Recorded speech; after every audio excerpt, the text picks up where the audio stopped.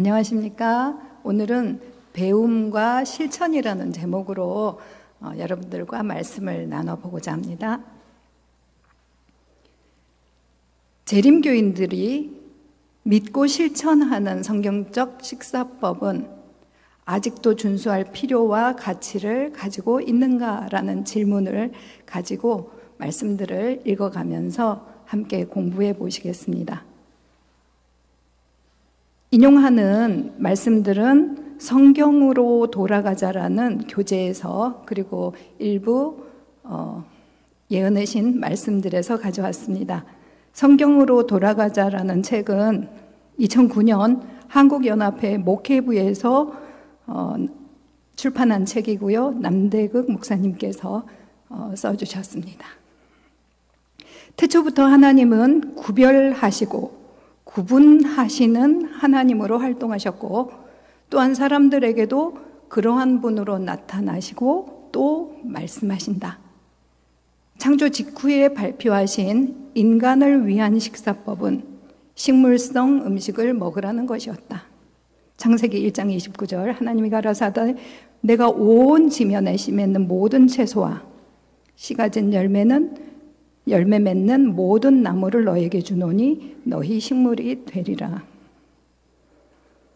창세기 7장 2절로 3절에는 노아에게 너는 모든 정결한 짐승은 암수 7씩 부정한 것은 암수 2씩 취하며 공중의 새도 암수 7씩 취하여 그 씨를 온 지면에 유전케 하라.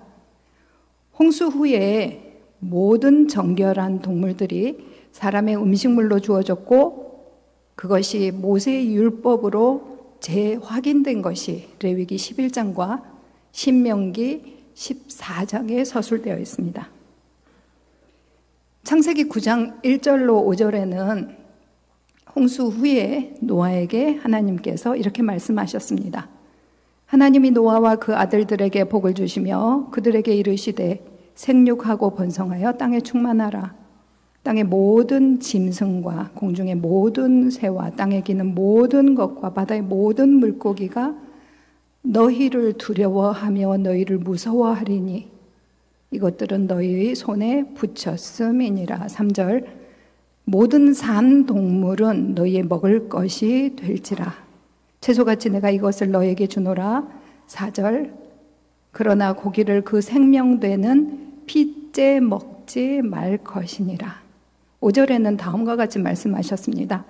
내가 반드시 너희의 피, 곧 너희의 생명의 피를 찾으리니 짐승이면 그 짐승에게서 사람이나 사람의 형체면 그에게서 그의 생명을 찾으리라.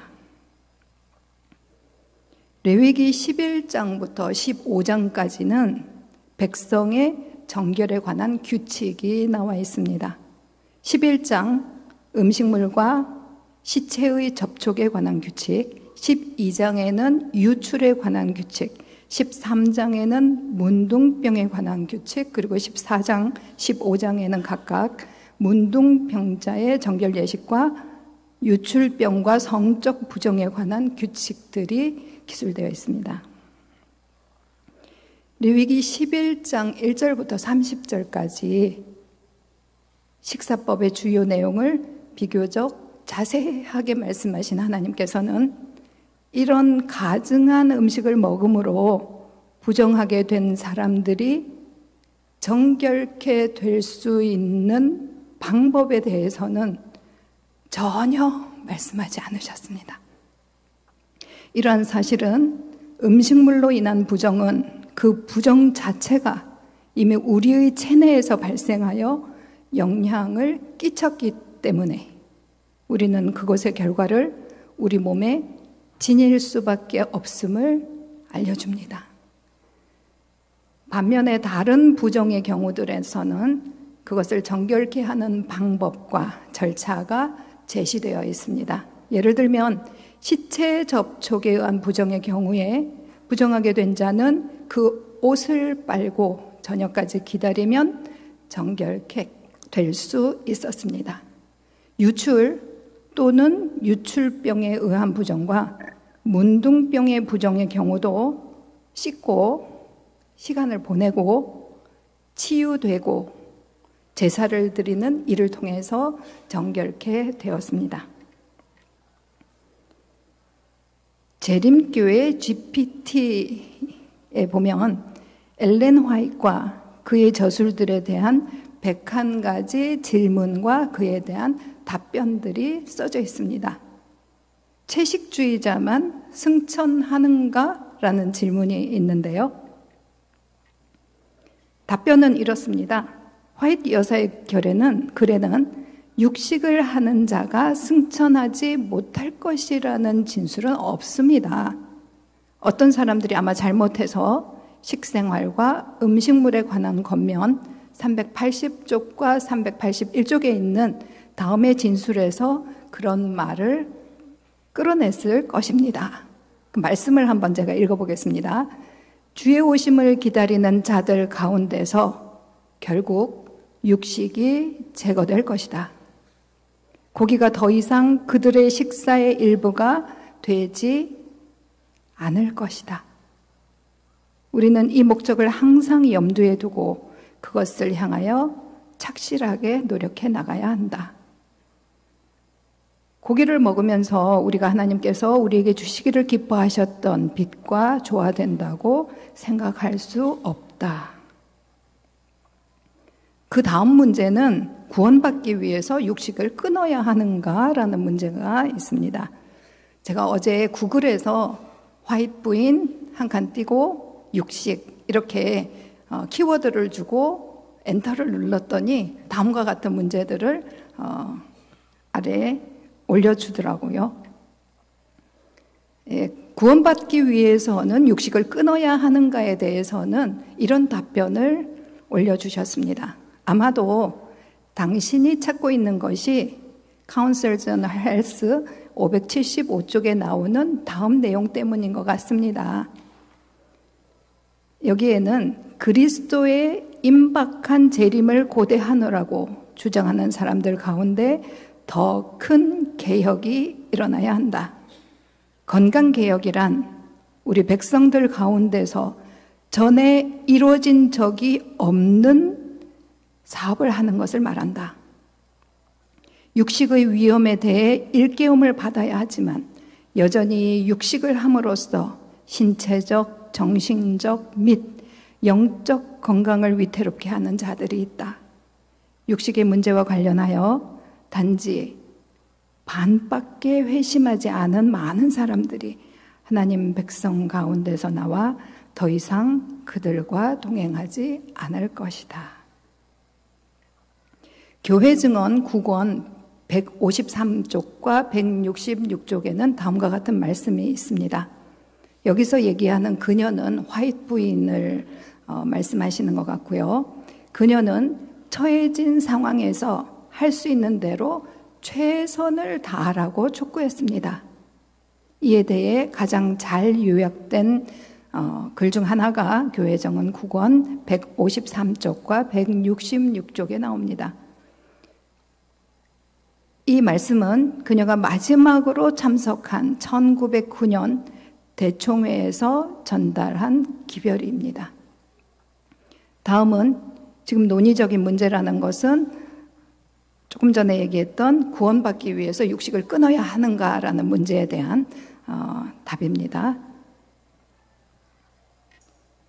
만일 우리가 육식에 대한 욕망에 탐닉됨으로써 유익을 얻을 수 있다면 나는 그대들에게 이 호소를 하지 않을 것이다. 그러나 나는 우리가 유익을 얻을 수 없음을 안다. 육식은 육체의 건강에 해로움으로 육식을 하지 않고 사는 법을 배워야 한다.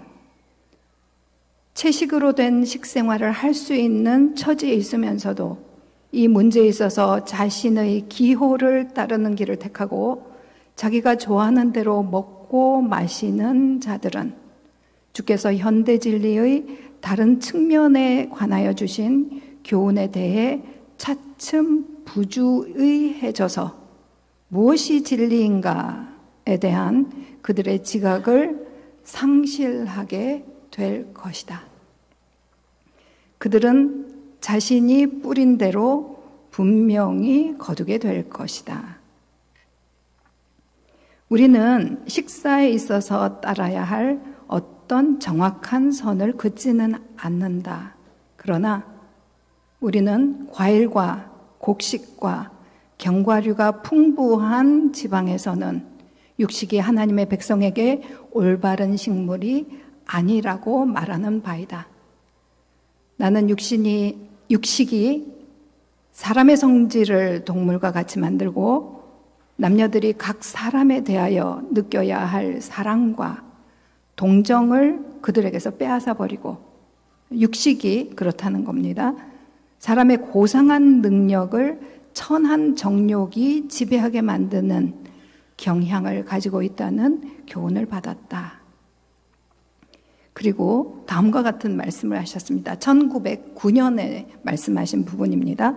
육식이 지금까지는 건강에 좋았다 해도 오늘날에는 안전하지 않다. 암과 종양과 폐병은 주로 육식에 그 원인이 있다.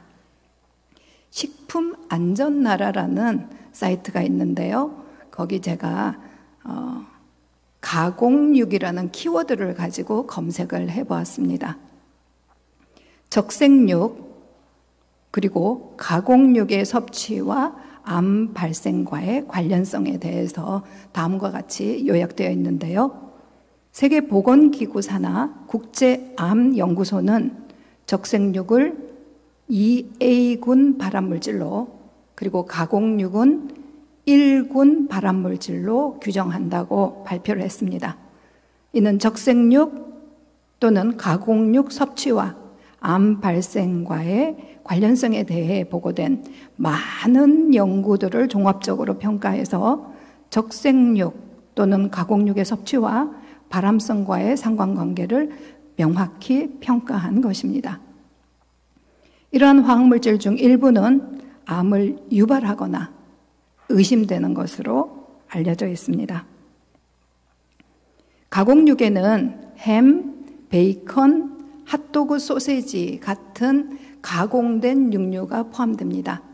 우리 안식일학교 반생 여러분들은 절대 이 가공육을 섭취하지 않기를 권고드립니다. 1군 인체 바람을 일으킨다고 확실히 말씀을 하셨고요. 적색육은 돼지고기뿐만 아니라 소, 양의 고기도 포함합니다. 2A군으로 분류가 되었고요. 인체 발암, 특히 대장암을 발병하는 것을 추정한다고 보고하고 있습니다. 네, 마지막 슬라이드입니다. 우리는 육식을 하지 않는 것을 교인이 되는 시금석으로 삼아서는 안 된다. 그러나 우리는 민노라고 공언하면서 육류를 사용하는 자들이 다른 사람들에게 끼치는 영향을 생각해야 한다. 우리는 하나님의 사자로서 사람들에게 그런즉 너희가 먹든지 마시든지 무엇을 하든지 다 하나님의 영광을 위하여 하라. 고린도전서 10장 31절 말씀입니다. 이렇게 말해야 하지 않겠는가? 육체의 건강은 은혜 가운데서 성장하는 것과 안정된 기질을 얻는 일에 요긴한 것으로 간주되어야 한다. 만일 위장이 적당하게 보를 받지 못하면 정직하고 도덕적인 품성을 형성하는 일에 방해가 될 것이다. 두뇌와 신경은 위장에 공명한다. 그릇되게 먹고 마시면 그릇된 생각과 행동이 나타난다라고 말씀하셨습니다. 감사합니다.